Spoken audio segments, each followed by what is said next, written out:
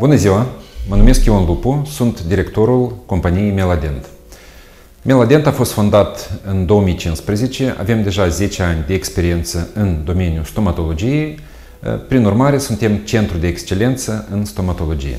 Oferim toate tipurile de servicii stomatologice, cum ar fi tratament, terapie pentru adulți, terapie pentru copii, ortodonție, protezare, radiografie, extracții și inclusiv produse de igienă dentară. Meladent se află în centrul orașului și este divizat în două clinici pentru confortul pacientului. Este Meladent pentru adulți și este Meladent Kids pentru copii. La Meladent, toți colegii suntem o echipă unită și participăm cu toții în examinarea pacientului și împreună elaborăm cel mai corect plan de tratament.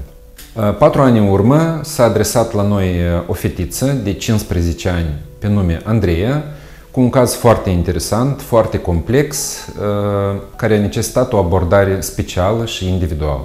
Clinica Meladent am găsit-o prin alți medici din oraș, adică care mi-au recomandat și au spus că acolo medici sunt mai buni decât în oraș și au zis că să încerc să plec la o consultație. Am plecat la o consultație și de atunci, peste un timp acolo, o lună, două, deja mi-a pus aparatul dentar.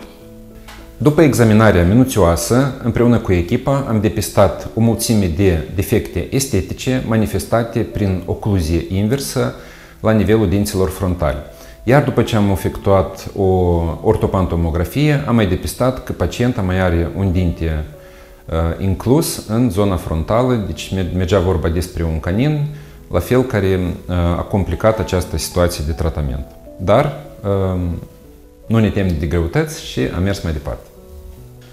Dereglările estetice erau de așa natură, ocluzia era inversă în mușcătură și deja la ortopantomografie s-a depistat că acest dinte, merge vorba de canin, este inclus în os și deja s-a efectuat tratament pentru a-l aduce, a-l alinia împreună cu toți ceilalți dinți.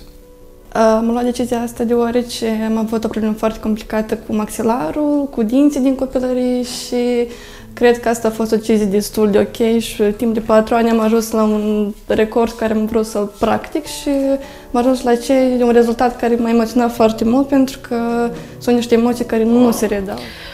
Pentru pacienta grădinarea Andreea am urmat următorul plan. Inițial am aplicat un aparat mobilizabil pentru o lărgire a arcadei superioare.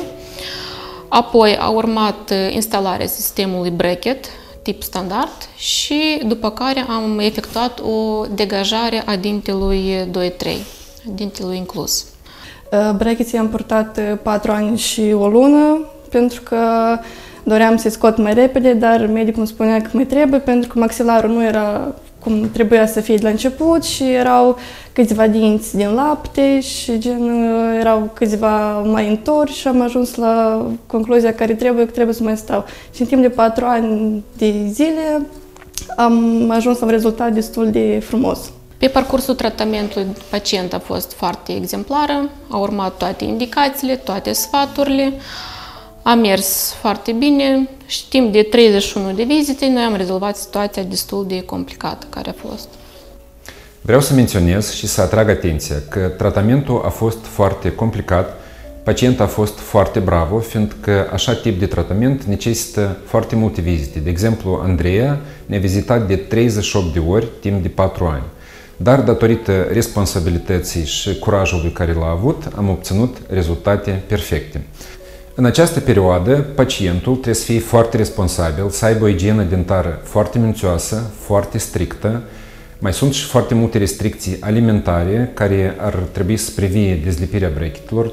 Foarte multe alimente trebuie tăiate cu buleță, deci este un disconfort foarte mare pentru pacient. Dar datorită faptului că este perseverent și insistent și foarte disciplinat, obținem un rezultat minunat. Acum ne aflăm la Meladent, în municipiul Chișinău. E o clinică destul de ok, adică medicii sunt foarte prietenoși, adică îți dăm un sfat, cum să te speli corect pe dinți, cum să faci proceduri, adică Meladent este o clinică care aș recomanda-o la mai mulți.